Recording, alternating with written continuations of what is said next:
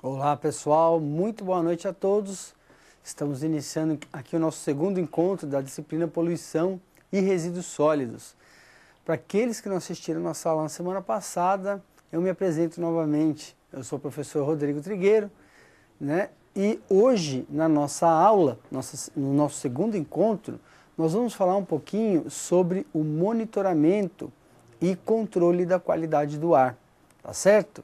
Então, só para a gente fazer um resgate aí das informações trabalhadas na aula passada, então, na semana passada a gente conversou um pouquinho, né, sobre o histórico do que nos leva hoje a fazer esse controle da poluição, né? Então, quais foram os eventos que desencadearam a necessidade da intervenção do poder público para se controlar, né, ou se desenvolver ferramentas que permitissem, né, o controle da qualidade do ar.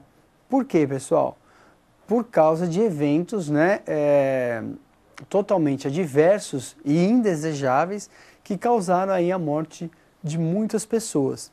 Então isso fez com que houve essa comoção no sentido de desenvolver essas ferramentas. E essas ferramentas foram o quê, né? A criação de leis que permitiram ao poder público cobrar da sociedade uma postura adequada em relação à emissão de poluentes, tá certo? Isso ocorreu nos países desenvolvidos, né, há uns 60, 70 anos atrás. E aqui no Brasil, isso aconteceu já na década de 70, 80, quando pelo mesmo motivo a gente começa a repetir as catástrofes que aconteceram nos países desenvolvidos, né? Pelos mesmos motivos, né? Pela intensificação da industrialização, pelo crescimento das cidades e tudo isso conjugado com características meteorológicas que fizeram com que a dispersão de poluentes, né, fosse dificultada e assim os eventos pudessem ser evidenciados, né, ou concretizados, tá bom? Então tudo isso a gente, trocando em miúdos, né, a gente viu que para se controlar a qualidade do ar, a gente precisa considerar vários fatores. Dentre eles, nós destacamos que é preciso conhecer as fontes, é preciso se fazer um estudo da qualidade do ar, é necessário estabelecer parâmetros que nos indiquem, né, qual é um ar de boa qualidade, tá certo? Um ar que afete pouco a nossa saúde e também as características ambientais. E, além de tudo, conhecer um pouco sobre os elementos naturais que interferem na dispersão de poluentes. E aí nós pontuamos, né, na nossa aula passada, a questão do relevo, né, da topografia do terreno e também as questões do clima, né, os fatores do clima. Dentre eles, destacamos aí a temperatura, a pressão atmosférica e o deslocamento das massas de ar, levando consigo, né, os poluentes, tá certo? Então esse foi um ponto aí importante da nossa aula passada, o que hoje nos traz uma informação relevante quando a gente considera a possibilidade do uso de modelos, né, que simulam a dispersão do ar, dos poluentes na atmosfera, né? Então esses modelos, a gente vai discutir mais tarde, eles são muito importantes para a gente entender como a poluição pode afetar ou como os poluentes se dispersam no globo, em função das características climáticas e também das características das emissões atmosféricas que um determinado empreendimento possa estar lançando no ambiente, tá certo? Hoje a gente vai falar de um conteúdo mais direcionado à ação do gestor, né? Então o gestor em meio ambiente, muitas vezes ele vai estar trabalhando onde? Numa empresa, né, gerenciando dados para se estabelecer, né, uma condição de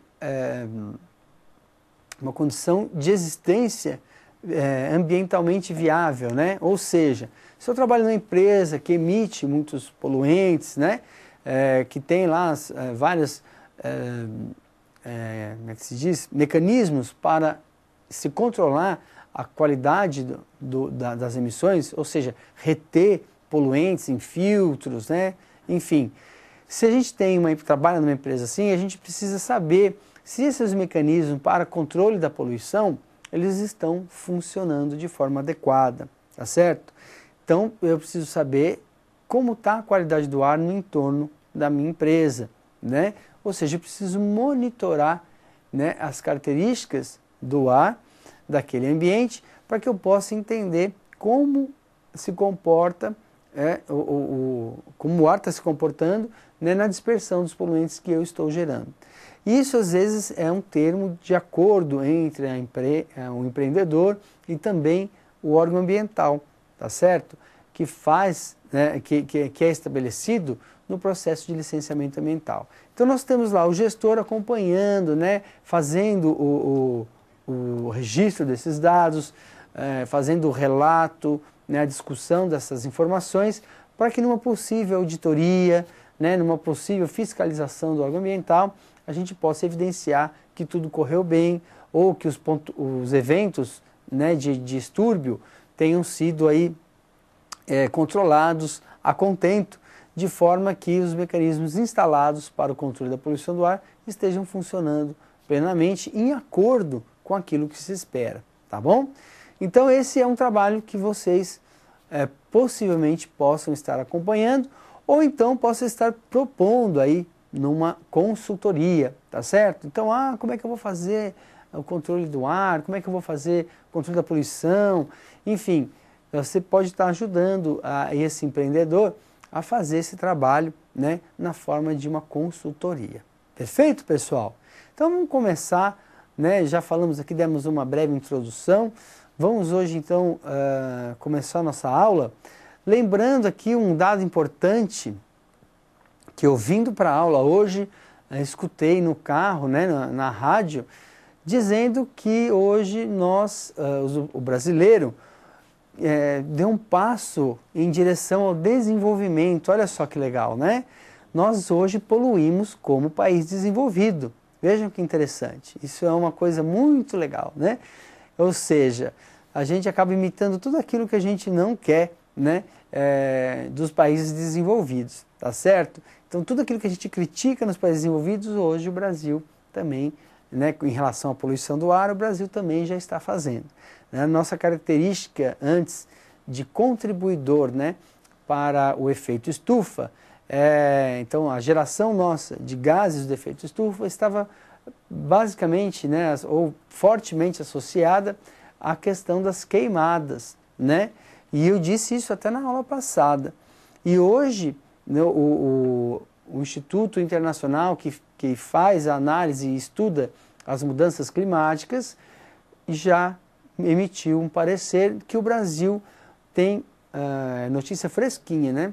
Que o Brasil ele já não tem mais, a contribuição mais forte dos gases de efeito estufa vem da queima de combustíveis fósseis por automóveis e também por termoelétricas, tá certo? Então, quando vocês ligarem o chuveiro e deixar ligado lá, quando vocês forem passar roupa e deixar o ferro ligado lá, lembrem-se que vocês estão contribuindo bastante para a poluição do ar, né? Nós todos, de forma geral. Então vamos para a nossa aula, conversar sobre o conteúdo de hoje, já com essa notícia aí terrível, né, que eu recebi hoje na rádio. Então vamos falar da qualidade do ar. A Organização Mundial de Saúde, a OMS, ela considera ar limpo como um requisito básico de saúde e bem-estar da população. Entretanto, o que a gente observa, né? Observa-se que um dos impactos mais representativos na sociedade atual é justamente a alteração da qualidade do ar. Então, apesar da gente ter justamente a condição mínima, né, de qualidade do ar como uma condição de ambiente saudável, estabelecido pela Organização Mundial de Saúde, nós temos que o primeiro passo, né, qualquer ação que a gente desenvolva em direção ao desenvolvimento, a gente está causando um impacto na qualidade do ar, tá certo? Então a simples atividade agrícola, né, a criação de gado, né, a remoção de cobertura vegetal, a aquisição de um automóvel, tudo isso está gerando impacto na qualidade do ar. tá certo? Então, nas mais diversas atividades, nós estamos causando uma degradação dessa qualidade do ar. Então, a gente precisa se esforçar no sentido de mudar essa característica, visto que a gente pode até ficar algum tempo sem comer, né?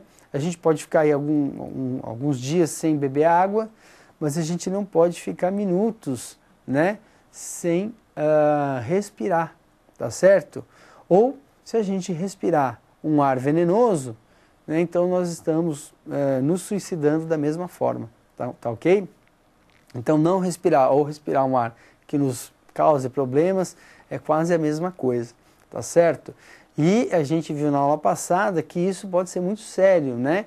Então, para aquelas pessoas que estão expostas, né, não só em grandes centros, mas em ambientes empresariais ou condição de trabalho onde você esteja exposto a uma qualidade do ar ruim, então a gente tem aí essa condição de problemas, né, de saúde, tá certo?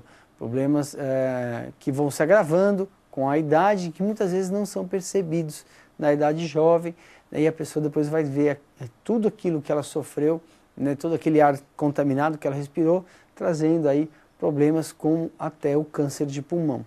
Tranquilo?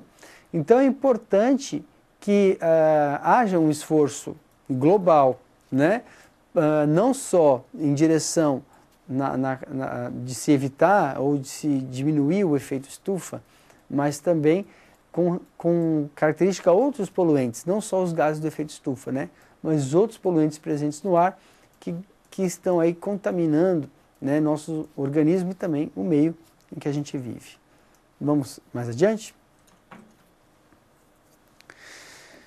Então, a qualidade do ar no licenciamento ambiental, como eu disse para vocês, é um dos mecanismos, né, que a gente tem para se controlar, né, esse impacto na qualidade do ar. Então, a obrigatoriedade do estudo de impacto ambiental antes da instalação de empreendimentos que possam afetar a qualidade do ar, né? Isso, um requisito do licenciamento ambiental, e a avaliação do impacto, a alteração da qualidade do ar, ela é feita por meio de dados de monitoramento e de modelos da qualidade do ar, tá certo? Então, quando a gente fala em licenciamento, hoje no Brasil, a gente está falando justamente do mecanismo que nós temos para se prevenir, né, a instalação de uma indústria que venha a gerar uma contaminação ou problemas sérios na qualidade do ar. Então, antes que alguém queira ou deseje instalar uma indústria que vá afetar a qualidade do ar, obrigatoriamente ele vai ter que desenvolver um estudo de impacto ambiental, tá certo? Então, esse estudo de impacto ambiental, o que ele nos traz? Ele nos traz informações precisas não, né? Importantes para que a gente possa entender que durante o funcionamento daquela indústria, daquele empreendimento, como vai acontecer o impacto na qualidade do ar. Como eu faço isso? Bom, eu preciso de algumas informações, né?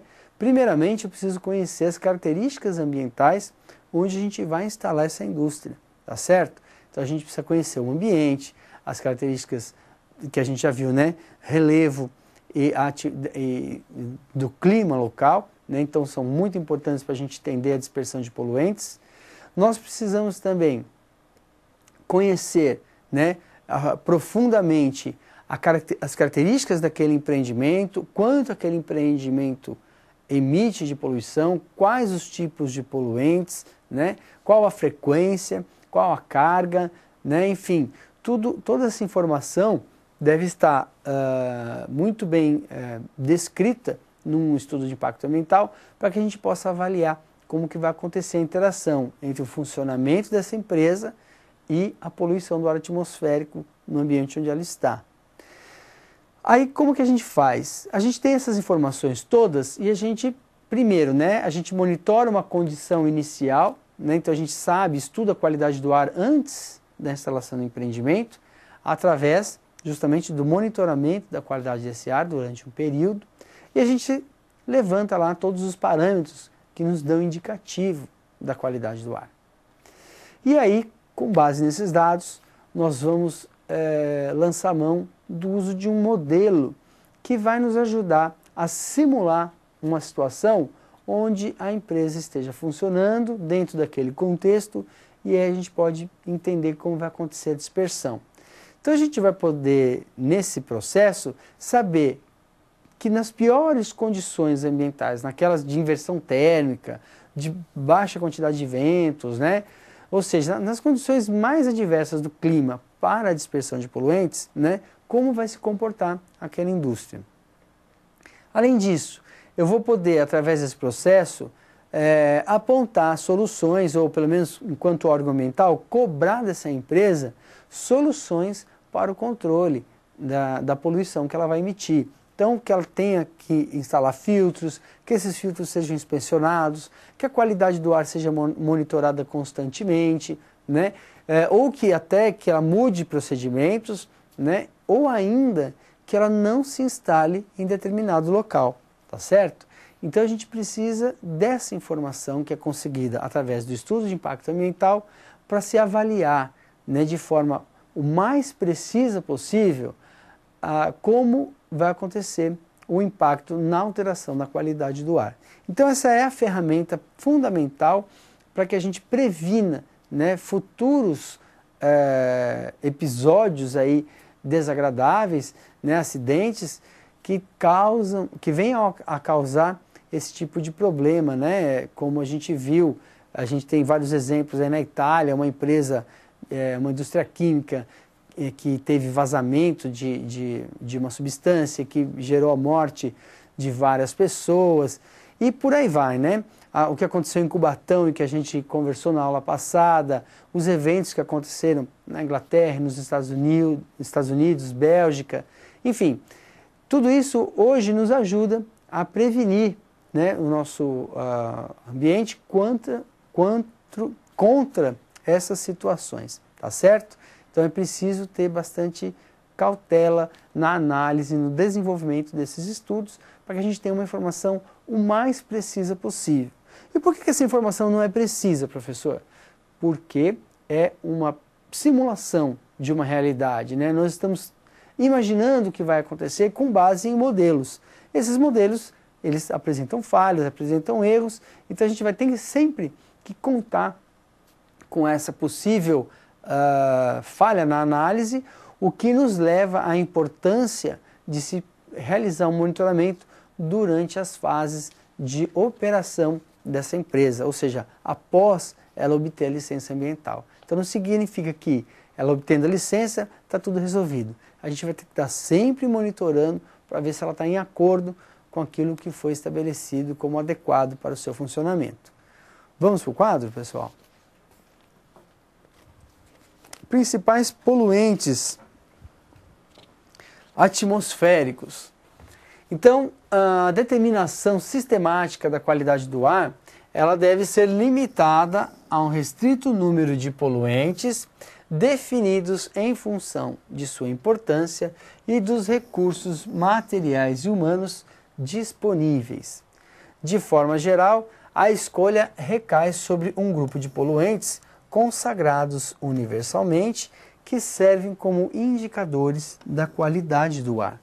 Então, a gente já viu também, né, até a professora Kênia deve ter visto com vocês, que a composição do ar, né, ela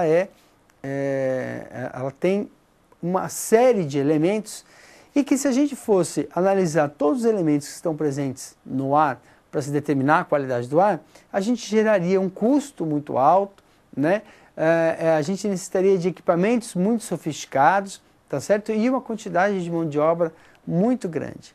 Então a ideia é que a gente estipule aí alguns elementos que estão presentes no ar, que causam efeitos deletérios, né, à saúde humana e também ao meio ambiente, e que possam então ser medidos de forma economicamente viável, né, e que a gente tenha ferramentas para se fazer essa medição de forma menos trabalhosa, né, que a gente possa aferir isso numa avenida, num centro urbano, sem precisar recorrer a um laboratório toda vez que você quiser fazer uma análise da qualidade do ar. Então a gente foram eleitos, né, elementos que nos dão um indicativo dessa qualidade do ar, tá certo? Então eles são elementos de fácil detecção e que nos dão um parecer a respeito daquilo que está acontecendo no ambiente de alteração de parâmetros, né, tornando esse ar ruim, né, bom, enfim. Então a gente pode predizer, através da análise desses elementos, como está a qualidade do ar em determinado local.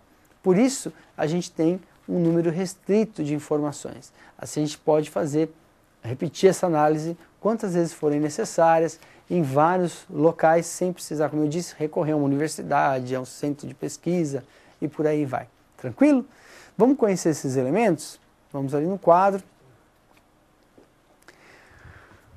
Bem, dos principais poluentes, a gente destaca o material particulado, né, que constitui uma mistura de partículas sólidas em suspensão, e sólidas e líquidas também, né, que estejam em suspensão, tais como fuligem, material biológico, fumaça, solo, né?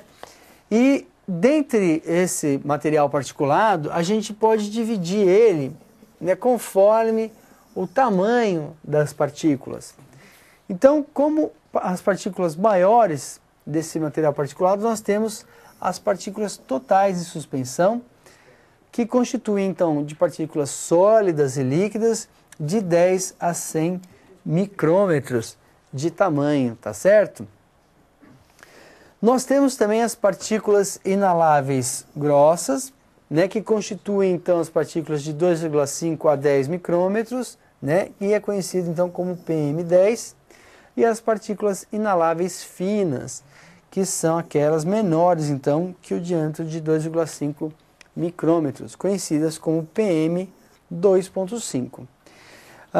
De forma geral, pessoal, essas partículas, né, principalmente as partículas totais de suspensão, né, são aquelas partículas mais grosseiras, geradas pela combustão descontrolada, né, então de queimadas, aquela fuligem, que estão em partículas de solo, poeira, esporos de fungos, enfim, e que elas acabam se acumulando, né, no nosso trato respiratório, tá certo?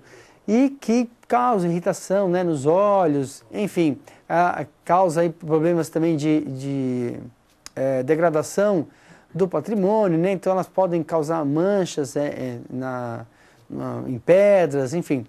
Então essas partículas, elas causam problemas respiratórios, mas elas não são tão nocivas quanto as inaláveis, tá certo? Então, aquelas partículas inaláveis, tanto a PM10 quanto a PM2.5, elas geram problemas respiratórios mais graves, porque elas ultrapassam as barreiras do nosso sistema respiratório e elas chegam até nossos pulmões. E lá elas vão causando efeitos deletérios, gerando uma condição de irritação, dificuldade de respirar, tá certo? E principalmente as de 2.5, menor que 2.5, né, que tem até um caráter ácido, causando aí um efeito bastante agressivo à mucosa, né, do nosso sistema respiratório. As partículas menores, as partículas inaláveis, elas são geradas pela combustão de combustíveis fósseis, tá certo? Normalmente em automóveis, termoelétricas, tabaco, né? Fogões, tá certo? Então a combustão desses materiais gera então essas partículas menores e mais prejudiciais ao nosso sistema respiratório. Vamos para os próximos elementos ali no quadro.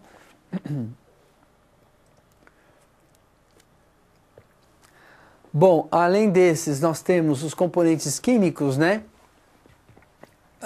Como o dióxido de enxofre, o SO2, cuja a origem, né, desse material está na combustão de elementos fósseis, principalmente por veículos automotores e termoelétricas, né?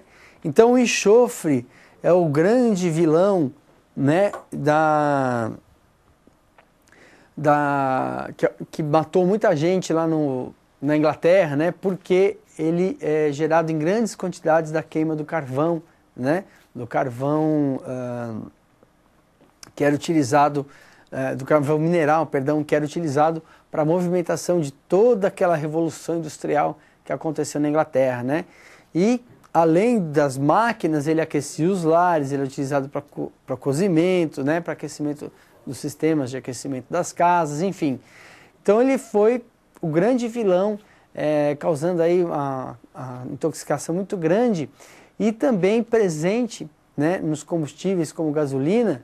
Ele gerou impactos bastante significativos na Europa, tá certo? Porque ele é o precursor da chuva ácida.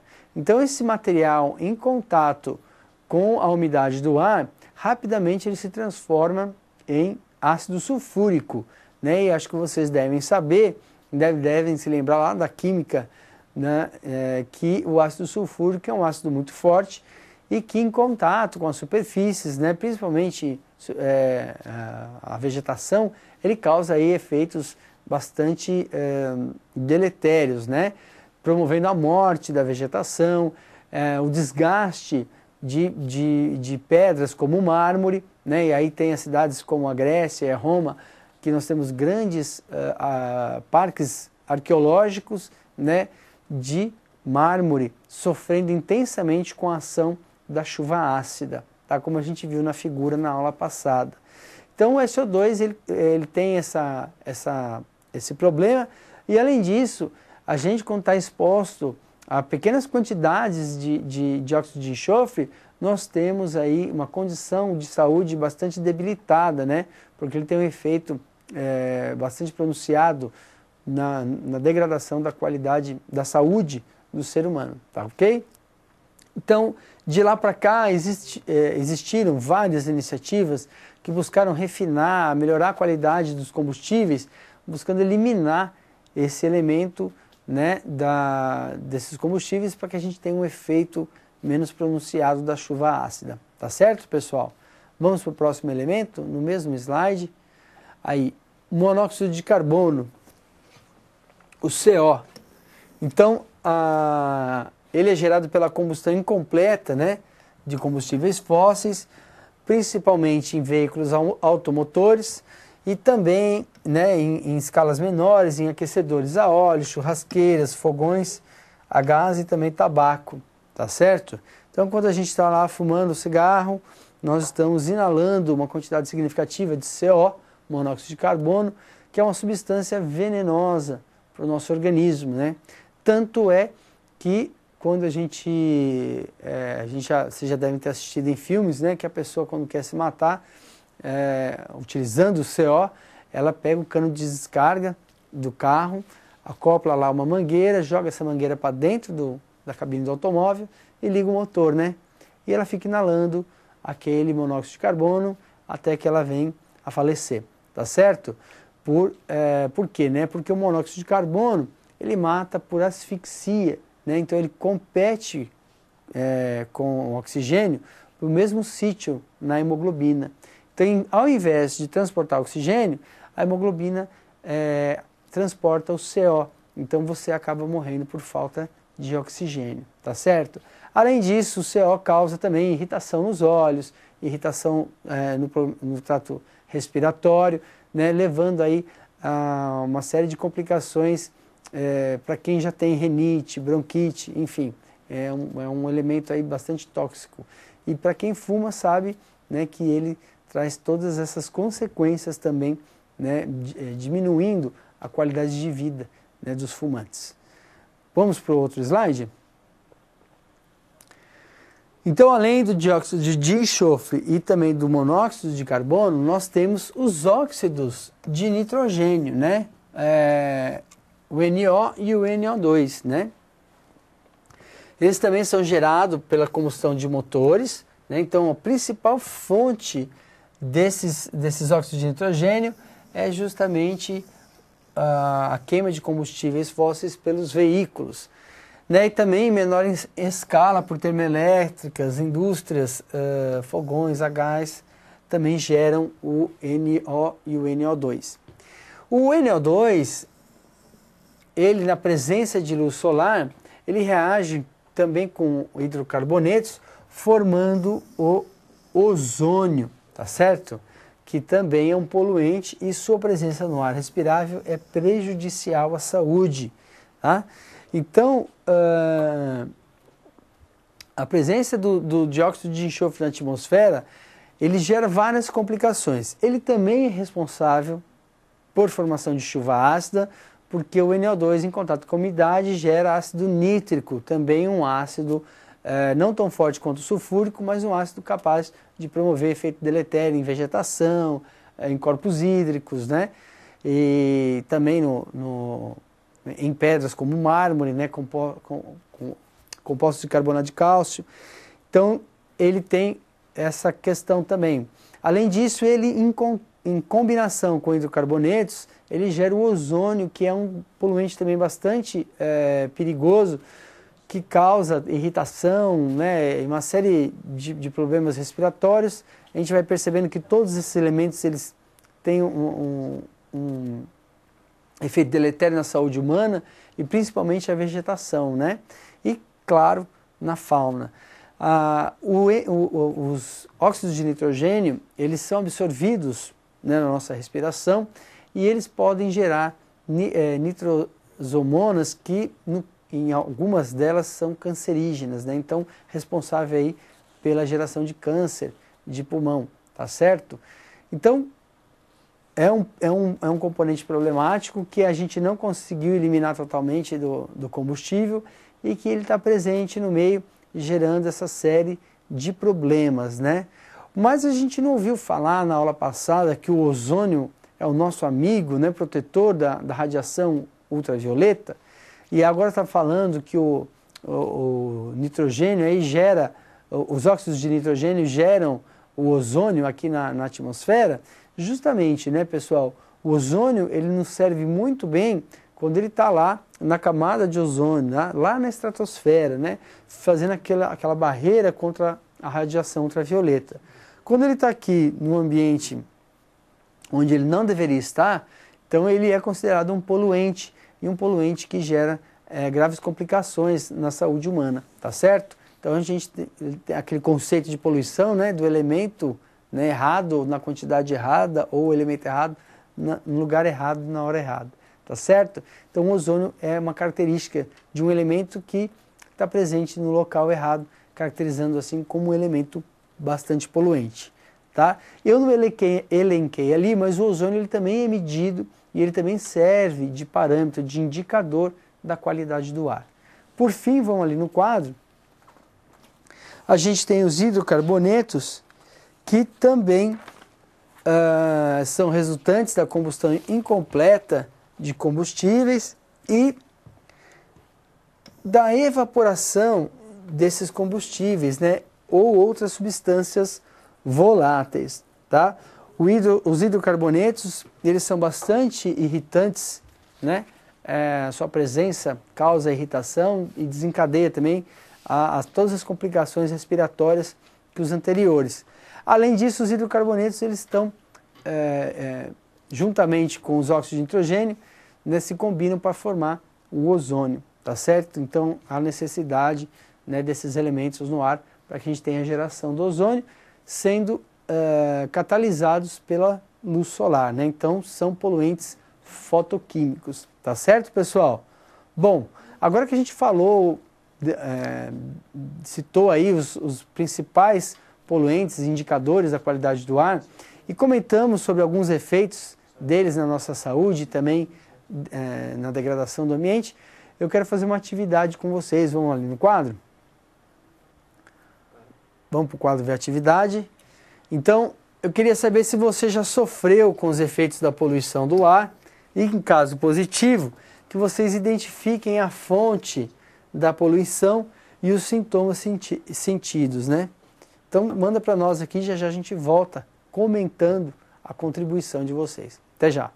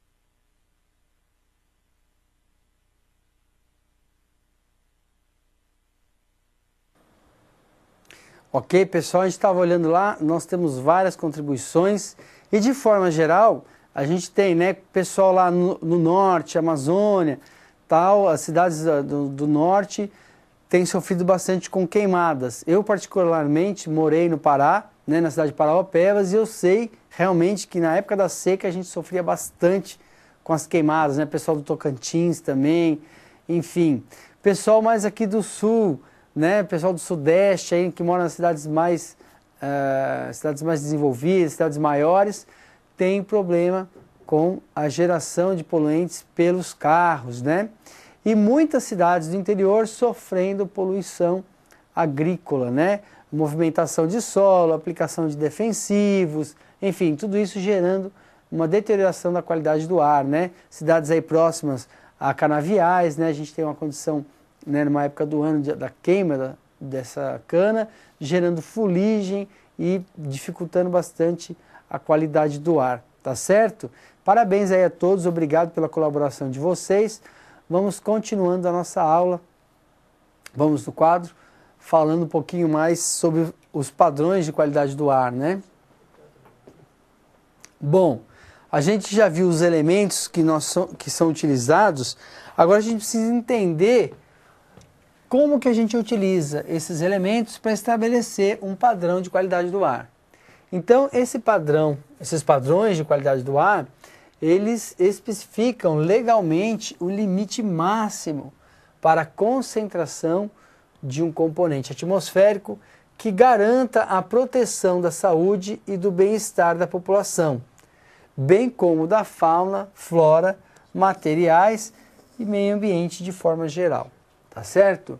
A máxima concentração de um poluente, ela é determinada em função de um período médio de tempo, tá? Então, para que a gente entenda o que vem a ser um padrão ambiental, a gente precisa estabelecer um quantitativo, né? Acima do qual a gente começa a ter efeitos negativos, né? Seja na saúde humana, seja na deterioração da qualidade ambiental, né? Na fauna, na flora, né? Nos corpos hídricos, tá certo? E também nos materiais, tá? Como é o caso do mármore que sofre com a chuva ácida. Perfeito? Então a gente tem essa condição para se entender o que vem a ser um parâmetro, tá certo? Um padrão. Bem, é importante a gente lembrar que a concentração de um determinado elemento na qualidade do ar, ela deve ser medida em função de um período de tempo, né?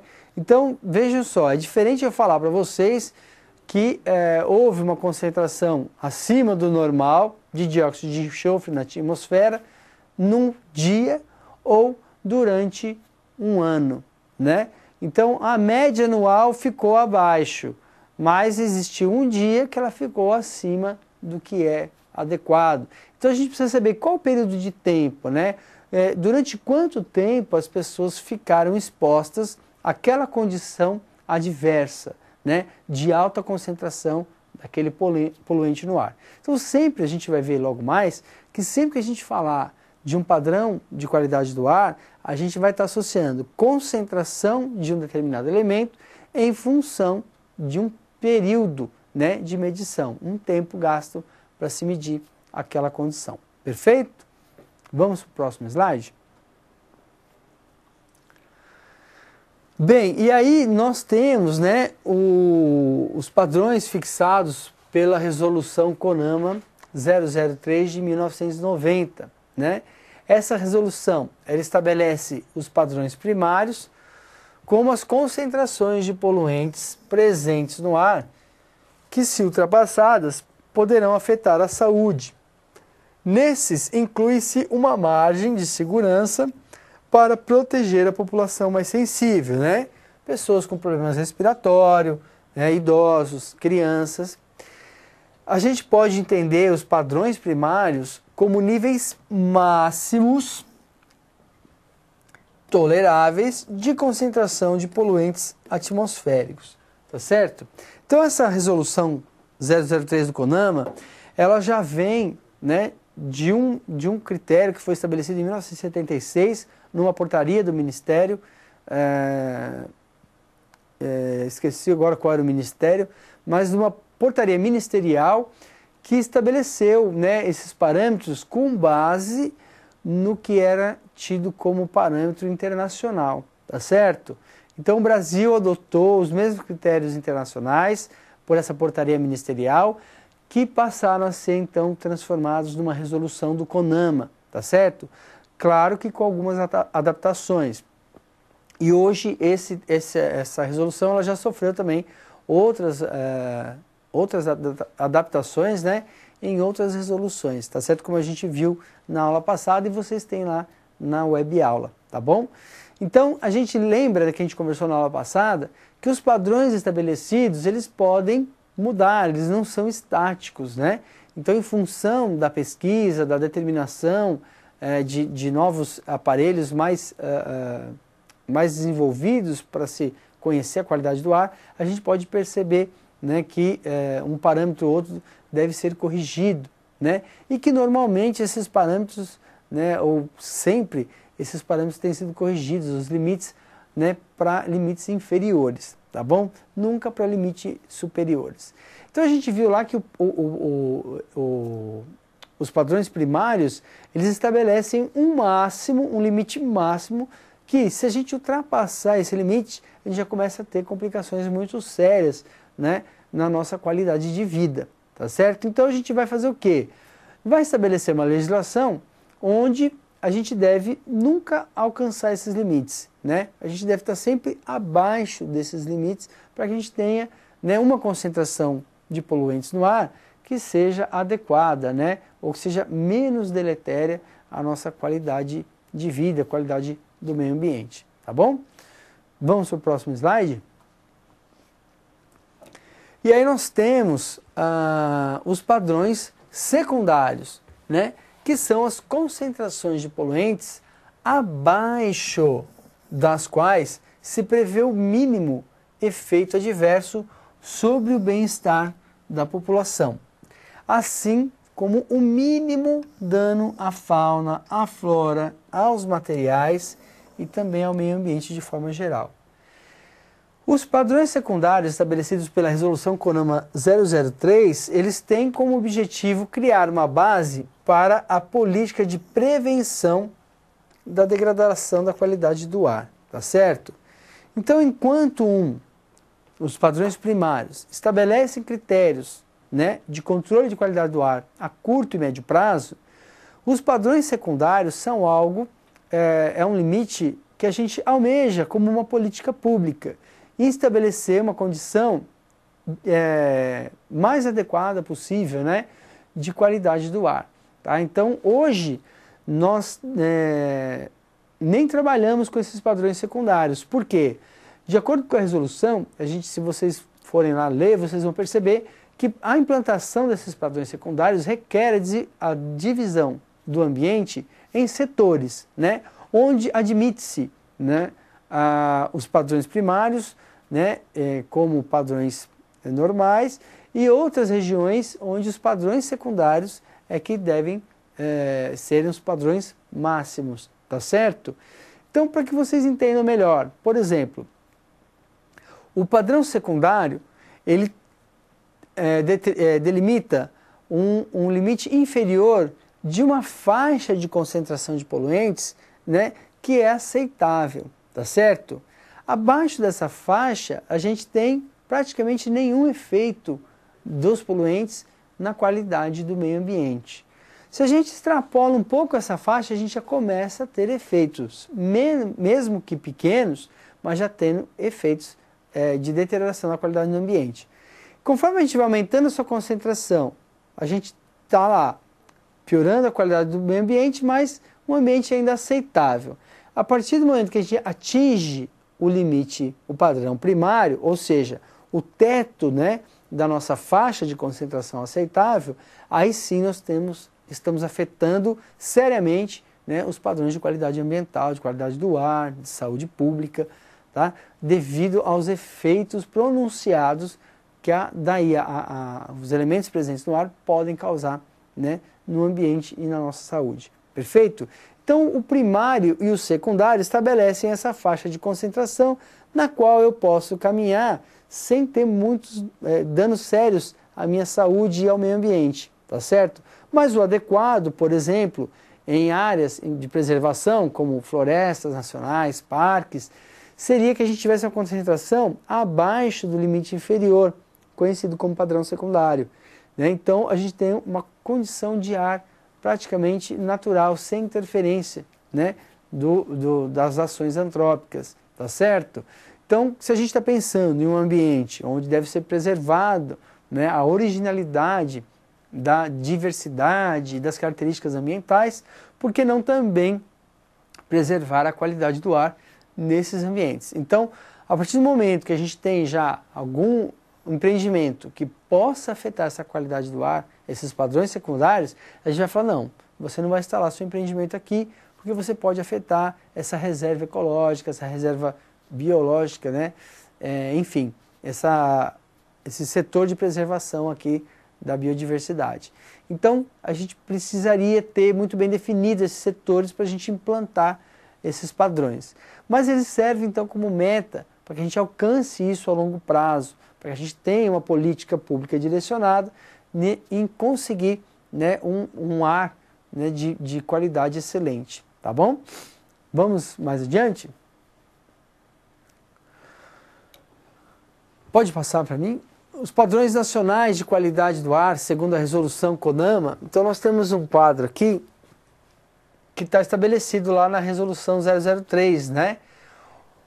Que a gente observa esses padrões em função do período de amostragem, tá bom? Então vamos ver aqui como exemplo as partículas totais em suspensão. Então, numa amostragem do período de 24 horas, a gente não deve exceder 240 microgramas de partículas totais de suspensão por metro cúbico de ar, tá certo? Esse seria o nosso padrão primário, nosso limite superior. Como limite inferior, como padrão secundário, nós teríamos aqui uma quantidade de 150 microgramas, tá? Se a gente for fazer uma análise de uma média anual, nós teríamos uma concentração aí permitida de 80 microgramas por metro cúbico e como limite inferior ao padrão secundário, 60 microgramas. O que acontece, pessoal? Como diz aqui, ó, esse limite, ele não deve, o limite diário, ele não deve ser excedido mais do que uma vez no ano, tá certo? E a média anual, esses limites aqui de médias anuais, eles não devem ser ultrapassados nenhuma vez no ano, tá certo? Então vejam o rigor desses critérios. E aqui o método de amostragem das partículas totais em suspensão, que é o método do amostrador de grandes volumes. Então a gente vai perceber que para cada um dos poluentes, né, nós temos um critério de tempo de amostragem, né? Nós temos lá limites superiores e inferiores, que no caso das partículas inaláveis é o mesmo, né, do padrão primário e do secundário, tá certo? E nós temos o método para se fazer a determinação, tá? Então, para cada um a gente tem uma condição aí particular. Esses métodos de medição aqui, pessoal, eles são, de acordo com a resolução CONAMA, devem ser métodos padronizados, né, e estabelecidos pelo Inmetro, tá certo? Ou métodos que sejam aprovados pelo órgão ambiental competente, tá certo? No caso, o IBAMA. Então, se eu quiser adotar o monitoramento na minha cidade ou na minha empresa, eu tenho que utilizar o mesmo padrão que é utilizado nacionalmente. Utilizar a mesma máquina, né, os mesmos princípios para análise desse volume de ar, e essa máquina ela tem que estar calibrada, tá certo? Ela tem que ter um selo de Inmetro, o que garanta para mim que aquilo que eu estou medindo é a mesma coisa que qualquer outra máquina mede em todo o território nacional e que me garanta um padrão adequado. Perfeito? Se eu não puder ter acesso àquela máquina ou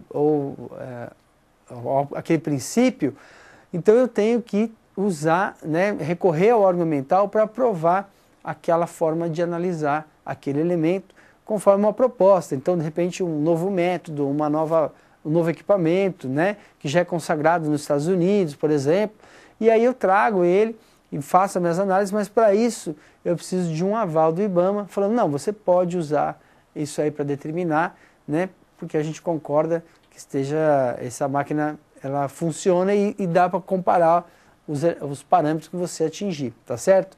Então a gente percebe que para cada uma, de acordo com esse quadro, que para cada situação a gente tem um método, nós temos um tempo de amostragem, tá certo? E níveis, né, padrões primários e secundários específicos para cada um dos elementos. Tranquilo, pessoal? E aí a gente precisa observar e seguir esses padrões. Quando a gente tem lá uma condição extrema, onde os limites são extrapolados, os limites superiores são extrapolados, nós entramos numa condição de alerta, né? Numa condição de risco e que deve ser, então, observada. Eu trouxe aqui uma tabelinha, vamos ali na câmera de documentos, por favor, que tem lá os padrões também da resolução CONAMA, né, 3 de 1990, padrões, por exemplo, aqui para o dióxido de enxofre, né, acima de 800 microgramas por metro cúbico, nós entramos numa situação de atenção. Se a gente atingir um padrão maior ou igual a 1.600 metros cúbicos, uma condição de alerta, e se for maior que 2.600 microgramas por metro cúbico, uma situação de emergência. Isto considerando uma análise, né, em 24 horas. E aí nós vamos ter mesmas indicações para as partículas totais de suspensão, dióxido de enxofre mais partículas totais de suspensão, monóxido de carbono, ozônio, partículas inaláveis, fumaça e dióxido de nitrogênio. Cada uma tendo uma condição, né, para se detectar um estado de perigo, tá certo? Então, o que nos diz essa tabelinha? Que a partir do momento que eu extrapole muito os limites primários, como a gente viu no quadro, e atinge esses valores, nós entramos num estado de perigo da ocorrência de mortes, de desastres ambientais. Então nós precisamos tomar medidas, né, como ocorreu em Cubatão por várias vezes, a necessidade de se desligar as fábricas daquela região. Então, aquela fábrica que gerava aquele determinado poluente tinha que cessar a sua operação, porque os níveis da concentração daquele elemento no ar excedia, colocava aquele ambiente numa condição de alerta, de emergência. Sempre, pessoal, essas condições extremas, elas estão associadas a condições atmosféricas que impedem a dispersão de poluentes, tá certo? Então, quando se criava essa condição, as indústrias tinham que cessar a sua operação, ou seja, parar de emitir esses poluentes para o ar, tá? Então, para isso é que se estabelecer esses parâmetros, para que a gente tenha condição de se estabelecer um plano de emergência, né? Então, para empresas, esvazia a cidade, né? Foi o que aconteceu aqui, se eu não me engano, em São Francisco do Sul, né? Que teve aquele incêndio lá e o pessoal evacuou a cidade, tá certo? Em função de uma concentração de substâncias tóxicas no ar, tá certo? Então a gente desencadeia um plano de ação para proteger as pessoas, para proteger a fauna, a flora daquele ambiente, tá certo? Então por isso que precisa ter esse monitoramento constante, essa avaliação e estabelecer parâmetros, né? Para que antes que aconteçam os problemas, nós então tenhamos a solução, né? Ou pelo menos desencadeamos aí um plano de ação para se evitar aí, essas catástrofes, perfeito? Vamos mais adiante, vamos aí no quadro. Falar sobre o monitoramento da qualidade do ar, tranquilo? Então, papel fundamental, né, para a gente entender o que está acontecendo e permitir que a gente possa desencadear uma ação num caso de emergência, é fazer o monitoramento da qualidade do ar. Esse trabalho, ele é de responsabilidade do poder público, tá certo? Então a gente vai ver aí no caso de São Paulo, né, a CETESB fazendo a análise da qualidade do ar, divulgando os resultados, tá certo? Então, como uma obrigação do poder público, né, que tem como objetivo realizar o acompanhamento dos níveis de poluição atmosférica a longo prazo e registrar a ocorrência de episódios agudos de poluição, tá certo? Então, além do plano de emergência, a gente tem o quê? A necessidade de se conhecer as condições daquele ambiente, né? Então, se, por exemplo, a gente não tem atingido uma condição de alerta, de emergência, como a gente viu no quadro, mas se a gente tem excedido o padrão primário por pelo menos uma vez no ano, a gente sabe que a gente tem que tomar alguma providência, né? Então, criar alguma política pública, temos que verificar, criar uma condição que a gente tenha um controle maior sobre as emissões atmosféricas naquele ambiente, naquela cidade, tá certo? Para que a gente possa evitar complicações, né, na saúde da população e também no meio ambiente, tá? Então, esse acompanhamento ele tem que ser constante, principalmente nos ambientes urbanos, né? Como é o caso de São Paulo, Rio de Janeiro, Belo Horizonte, onde a gente tem uma grande chance de se atingir esses níveis críticos, né, de poluição do ar, tá bom? Vamos ali para o próximo quadro? Bom, e também, como a gente já conversou, esse trabalho de monitoramento ele pode ser realizado pela iniciativa privada, tendo como objetivo avaliar o efeito dos mecanismos adotados para o controle de emissões atmosféricas. Normalmente, o programa de monitoramento é um compromisso estabelecido no plano de gestão ambiental. Então, quando a gente falou lá atrás do licenciamento ambiental, do estudo de impacto ambiental, nós estávamos falando de produzir um parâmetro para se analisar durante toda a vida útil do empreendimento, a gente analisar a sua relação com o ambiente, né, no que diz respeito ao impacto na qualidade do ar, tá certo? Então eu tinha aquela condição inicial, antes da instalação do empreendimento, e depois, com o tempo, a gente monitorar para ver o quanto aquele empreendimento está afetando a qualidade daquele ambiente, tá?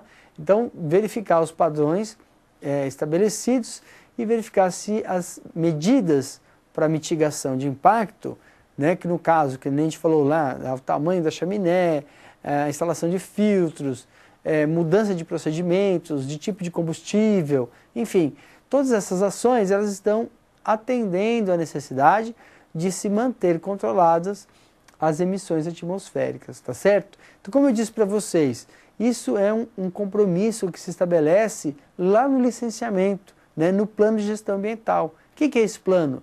É justamente o documento que fala como que a gente vai agir para que a empresa esteja dentro daquele ambiente, atuando de forma viável, tá certo? Ou seja, que a sua convivência com o ambiente seja harmônica.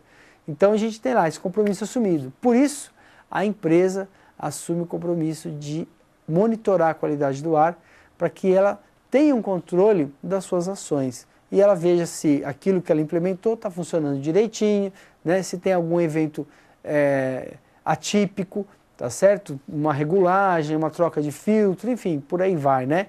Então a gente precisa ter uma informação. E isso acontece muitas vezes em função da gente não ter nenhum outro sistema de monitoramento na cidade, tá certo? Então, em determinada cidade do interior, se instala aquela indústria e o poder público daquele município não tem nenhum sistema de monitoramento da qualidade do ar. Então, a empresa, nesse ambiente, mais do que nunca, ela se vê obrigada a realizar esse trabalho de forma bastante criteriosa, tá bom? Então, em ambos os casos, vocês vão poder estar atuando, né? Atuando no poder público, né? ou na iniciativa privada, realizando o monitoramento da qualidade do ar, tá? Gerando relatórios, dados e também pareceres. Perfeito? Vamos para o próximo slide. Bom, aí eu trouxe aqui como um exemplo um sistema de monitoramento desenvolvido pelo INPE, né, para se monitorar as emissões antropogênicas e de queimadas, né? Então, esse é um sistema de monitoramento brasileiro, desenvolvido pelo CPTEC, né, do INPE, tá? Então, esse sistema, ele analisa o transporte atmosférico de emissões antropogênicas e de queimada sobre os continentes da América do Sul, África e Oceano Atlântico Sul, né? E esse trabalho ele é feito por uma base operacional do CPTEC. Para isto, eles utilizam um sistema que foi desenvolvido por eles, o CAT-BRANS 3D, que monitora em tempo real as concentrações de monóxido de carbono e de partículas inaláveis 2,5, né? Aquelas partículas finas. Pode passar o próximo, por favor. Então, esse sistema, pode colocar a figura. Esse sistema, ele considera aí como se a gente pegasse um bloco, né, com dimensões conhecidas nos eixos X, Y, Z, tá certo? E analisasse tudo que entra e tudo que sai desse bloco, tá ok? E ainda todas as intervenções do clima dentro desse bloco, né? Na formação e dispersão das plumas, né? Que é como a gente conhece essa coluna de fumaça, naquilo que se deposita por via seca no solo, né, ou por via úmida, né, através da umidade. Então, todo o material que é depositado no solo, como ocorre a difusão desses poluentes na atmosfera baixa, né, ou camada planetária limítrofe, tá certo? Enfim, todas as influências do clima, formação de nuvens do tipo cúmulos, né? Enfim, todas as características do clima influenciando na dispersão desses poluentes dentro deste bloco, tá? Que é previamente determinado. Isso nos ajuda a prever condições inadequadas de clima, né? Transporte de poluentes a longas distâncias, enfim, uma série de informações, tá certo? Extremamente importantes, principalmente no que diz respeito ao efeito, né, dessas queimadas, não só no Brasil, mas também nos continentes que ela afeta, tá certo? Então, para o Brasil, né, isso é uma informação extremamente importante no que diz respeito a entender ao efeito da dispersão de poluentes, né, no território que ele está sendo analisado. Bom, antes da gente continuar, a gente falou bastante dos métodos para avaliação da qualidade do ar. Eu trouxe um vídeo aqui que mostra, né, esse vídeo é de uma empresa que presta assessoria para monitoramento da qualidade do ar, e ele mostra os equipamentos que são utilizados, né, para cada situação. Vamos assistir, né, e depois a gente retoma a nossa aula, tá joia? Até mais! Serviço Nacional de Aprendizagem Industrial, através dos seus laboratórios, nos mais diversos segmentos, desenvolve vários projetos no sentido de identificar as fontes de poluição, principais poluentes e suas concentrações.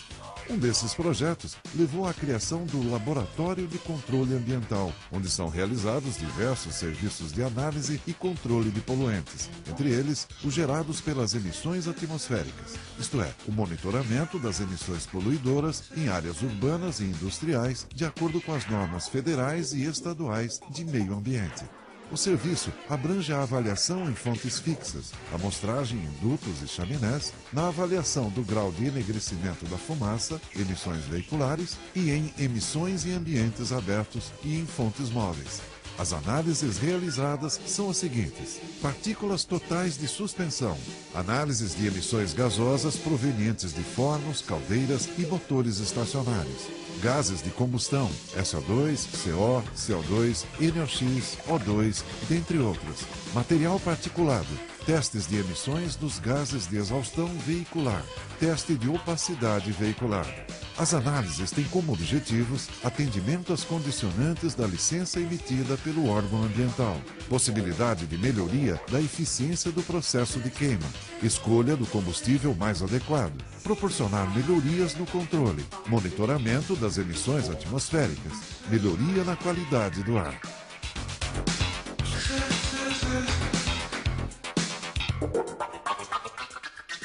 Ao longo do tempo, a CN desenvolveu vários trabalhos aqui com o Senai e sempre de grande valor para a empresa, com bons resultados, sempre melhorando as atividades da empresa. E agora, com a entrada do Senai também na questão do gerenciamento ambiental, surge mais uma oportunidade de fechar mais essa parceria e assim também, de certa forma, melhorar o nosso sistema de gerenciamento ambiental. As análises ocorrem da seguinte forma: 1. CIPA, coletor isocinético de poluentes atmosféricos. O objetivo do CIPA, ou amostrador isocinético, é obter uma amostra de material particulado suspenso em uma corrente gasosa sem a separação mecânica do material particulado. A maneira de evitar que a separação mecânica, devido à inércia das partículas, ocorra é tomando-se a amostra na mesma velocidade de saída dos gases na chaminé. Por essa razão, denomina-se amostrador isocinético. As partículas coletadas representam exatamente o estado da corrente gasosa amostrada. Esse aparelho pode ser ainda utilizado na amostragem de outros poluentes, como o dióxido de enxofre. Os óxidos de enxofre estão sempre unidos a partículas, uma vez que têm origem comum, resultantes da combustão de combustíveis fósseis. É usado sobretudo para a amostragem em chaminés industriais. É composto basicamente de sonda, caixa quente, filtro, caixa fria, borbulhadores, cordão umbilical e módulo de controle. 2. Analisador de gases. Com moderna tecnologia para atender altas especificações no controle da combustão e das emissões poluentes, o analisador de combustão e monitor ambiental de emissões é uma ferramenta fácil e econômica de medir a composição das emissões de caldeiras, fornos e aquecedores a óleo, gás ou biomassa, com registro de todos os dados medidos com data e hora. Executa cálculos para serviço de monitoramento ambiental, oferecendo medições de O2, CO2, CO, NO, NOx, SO2, NO2, H2S, temperatura, pressão e cálculos de combustão. 3. High-Vol. Para a amostragem de partículas totais em suspensão, existe o método do amostrador de grandes volumes, High-Vol. Método gravimétrico para análise de partículas em suspensão em ambientes. A coleta das partículas é feita através de papel filtro ou filtro de fibra de vidro e permite longos períodos de coleta. Nele, o ar ambiente é succionado para o interior de um abrigo, através de uma bomba, passando por um filtro de fibra de vidro a uma vazão de 1,1 a 1,7 metros cúbicos por minuto, e por um período de 24 horas corridas. O material particulado, com diâmetro entre 0,1 e 100 micra, é retido no filtro. Um medidor de vazão registra a quantidade de ar succionada. A concentração de partículas em suspensão no ar ambiente é então gravimetricamente determinada, relacionando-se a massa retida no filtro e o volume de ar succionado.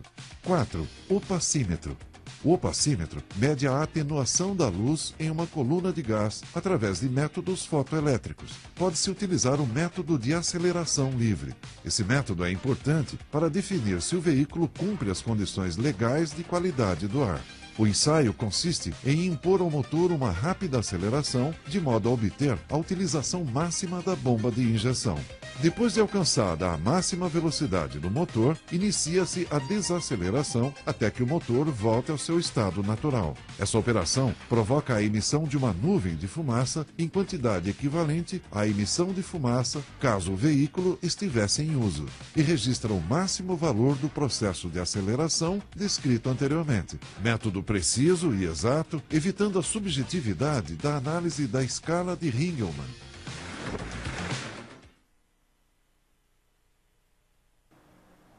Ufa, quanta coisa, né, pessoal? Mas esse vídeo está disponível na internet, ele é um vídeo do Senai que mostra esses métodos todos, né? Então, nossa aula também fica disponível para vocês. E com base, né, nos elementos que foram ali mostrados, nos títulos, dos nomes dos equipamentos, vocês podem buscar mais informações, né?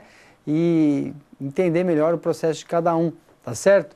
Porque não é nem o nosso objetivo aqui esse, né? De ficar falando sobre cada equipamento, princípio de funcionamento, porque na verdade o que a gente precisa saber é o parâmetro que ele vai avaliar, né? Qual é o padrão que a gente tem que ter, essa é a ideia, tá bom?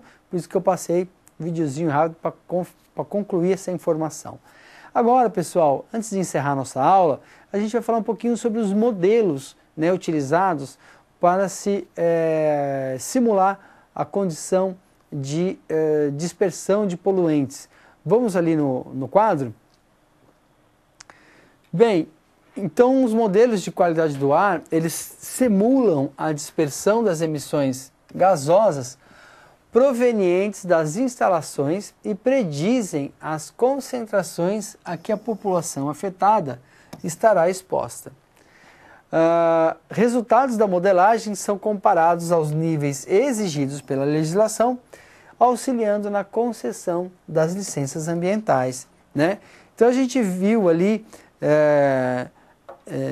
até no vídeo, né, a questão de se falar sobre o atendimento às condicionantes da licença ambiental, né? Então essas condicionantes, elas são estabelecidas quando? Né? Elas são estabelecidas justamente na análise dos resultados desses modelos, né? Então esses modelos, eles têm um papel extremamente importante quando eles eles funcionam como a nossa bola de cristal para a gente saber o que vai acontecer no futuro, né? Então a gente não tem como fazer isso só com base na informação dos poluentes. Então, se eu instalar uma indústria dentro do perímetro urbano de São Paulo, ou se eu instalar essa indústria no litoral, então a gente tem condições atmosféricas de dispersão muito diferentes, né? Então a gente precisa conjugar essas duas informações para se ter uma análise do resultado, né? Uma predição do que vai acontecer daquele empreendimento naquele local.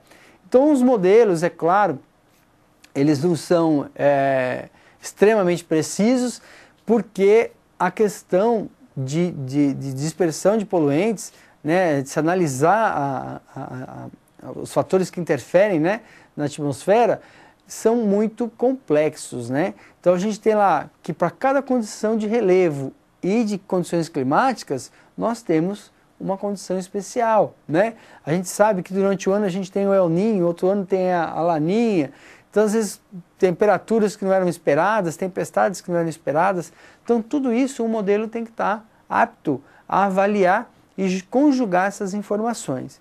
Então, para cada sistema, para cada condição, a gente deve utilizar aquele elemento, aquele modelo, né, mais adequado, né? Eu trouxe 3 aqui elementos, 3 modelos que são os mais utilizados. Vamos ali no quadro conhecer. E que já foram determinados pela agência americana, ambiental americana, né, como os elementos, os modelos mais adequados. Então, primeiramente, o ISC 3, né, Industrial Source Complex, versão 3, ele era o modelo mais utilizado, que acabou se tornando obsoleto, né? Ele ainda é utilizado, mas ele foi substituído pelo AirMod, né, American Meteorology Society, Environmental Protection Agency, que é a agência reguladora, né, do meio ambiente, e que adotou este modelo, tá certo? E também, aqui, pessoal, é um P, e também o CalPUF, que é o California Puff Model, tá certo? Estes 2 modelos hoje são aceitos para fins de licenciamento ambiental nos Estados Unidos pela EPA, tá certo? Essa agência de proteção ao meio ambiente, tá? Então esses dois modelos, por suas características, eles são aceitos como os modelos mais adequados para avaliação da dispersão de poluentes, tá certo? Para fins de licenciamento ambiental. O ERMOD, ele é um elemento, um modelo que ele é utilizado para a condição de um estudo de uma área menor, né? de um estudo de uma dispersão em um raio menor, né? de atuação, tá certo? Numa faixa aí até 5 km, e já o CalPUF ele é utilizado para dispersões de 5 a 300 km. Tá? O ERMOD ele tem uma análise mais numa condição menos complexa de clima e de relevo, e já o CalPUF ele tem uma condição ele tem ferramentas para analisar a dispersão, onde a gente tem uma condição de clima complexo e também de relevo, né? Atuação do relevo, né? Então climas onde a turbulência é maior e a gente tem uma complexidade maior na análise da dispersão desses elementos. Então a gente precisa conhecer bem o elemento, saber qual é o mais adequado, né, para se aplicar. E a gente sabe que aqui no Brasil a gente não tem uma condição tão adequada, tá certo, para o uso destes modelos. Vamos ali no quadro falar sobre isso. Então no Brasil a legislação ela não determina qual modelo mais adequado para cada situação, né? Então às vezes a gente tem lá no licenciamento que você tem que fazer uma análise por modelos para se predizer a condição de dispersão. Mas a gente não tem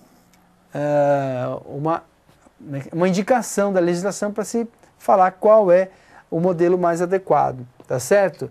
Então, no entanto, a gente tem disponível aí uma série de estudos que devem considerar as especificidades de cada método, né, para que a gente possa, então, aplicar o método certo para a condição que a gente tem. Tá? Então a gente deve buscar na literatura, né, ou consulta a especialistas para a gente se conhecer o melhor modelo, ou um modelo que melhor se aplica à condição que a gente tem para se estudar. Tá? Então a gente percebe que nos Estados Unidos a gente tem já uma determinação, um domínio dessa informação, e aqui a gente precisa estudar, correr atrás, né, para que a gente não perca essa perspectiva de vista, porque a aplicação inadequada de um modelo, ela pode nos dar uma resposta, né, o órgão ambiental ficar satisfeito, a gente criar todo um plano de gestão em cima de uma resposta, e na hora que a gente implementar, construir um empreendimento e que implementar os sistemas de controle, a gente vai verificar que aquele modelo nos deu uma resposta equivocada e que todo o plano de gestão foi estabelecido em um parâmetro errado. Tá? Então a gente vai jogar tempo e dinheiro fora e ainda correr o risco de causar algum impacto aí bastante significativo. Né? Então é preciso ter o pleno conhecimento, e a literatura até cita, né, que existem vários exemplos aí da má aplicação destes modelos, mostrando que houve, né, falhas, e com isso a gente tem o desencadeamento aí de uma série de problemas a posteriori, né, da instalação do empreendimento. Tá certo, pessoal? Então muito cuidado, né? A gente sugere aí que sempre que estiver à frente de um estudo de impacto ambiental e que houver a necessidade, buscar um especialista, né? Uma pessoa que domine o assunto, a informação, para que isso seja feito de forma bastante adequada e que depois vocês não incorram em erros, tá bom? Porque, né, os profissionais envolvidos vão responder, né, pelo estudo de impacto que foi realizado. Pessoal, agora a gente faz uma pausa para as perguntas e já já a gente retorna antes de finalizar a aula respondendo-as no ar. Até mais!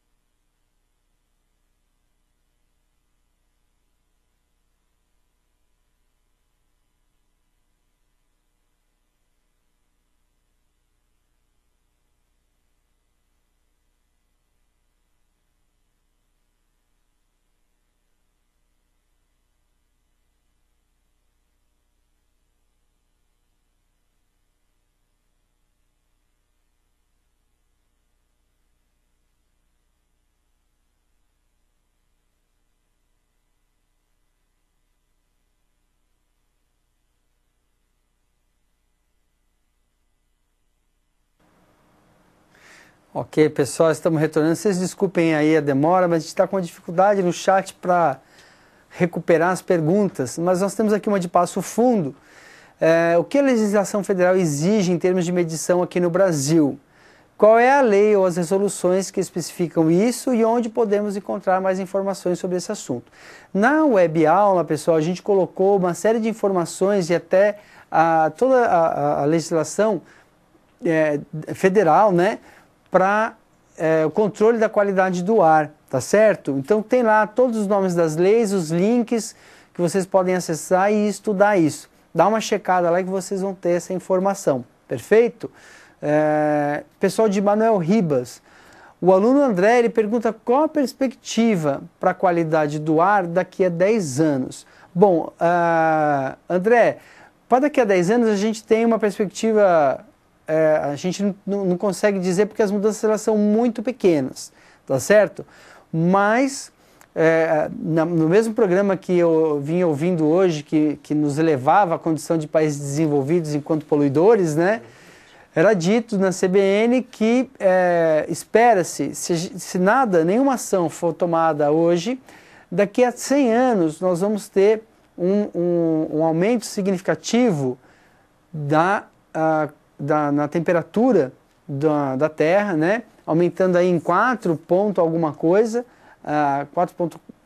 acho que 3 graus, se eu não me engano, né? Então esse é um aumento muito alto, tá certo? Na temperatura geral, né, do globo. A gente tem aí uma condição de elevação do nível de rios, né, na região sudeste e na região sul principalmente, foi o que apontou o estudo, tá certo? Então, isso aqui no Brasil, né, e um aumento, né, um prolongamento dos períodos de seca, tá certo? Que a gente já tem aí sofrido, né, em algumas regiões do país. Então, assim, é um quadro para daqui em 2100, um quadro bastante crítico se nenhuma ação for tomada, né, para se coibir ou se diminuir